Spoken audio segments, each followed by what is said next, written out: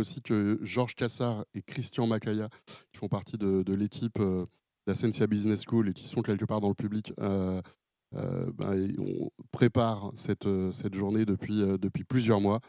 Et puis je vais passer la parole pour quelques mots à Lucien Castex. Lucien, tu es conseiller du directeur général de l'AFNIC et professeur à l'université Sorbonne Nouvelle.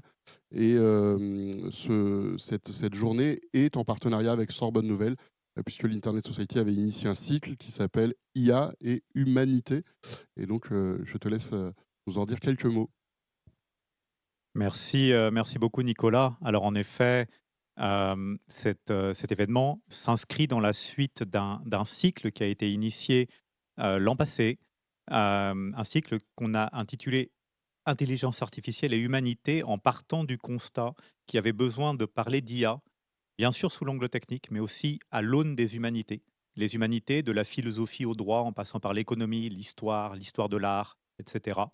Et comme tu le disais Nicolas, eh bien, l'un des partenaires est le domaine d'intérêt majeur sciences du texte et connaissances nouvelles qui avait dans ses objets justement de favoriser ce type de recherche interdisciplinaire et de permettre de comprendre l'IA, les changements de société qui sont impactés par l'IA, la manière dont on accède à Internet, par exemple, et que pour cela, il fallait parler à toutes les sciences et donc également aux humanités.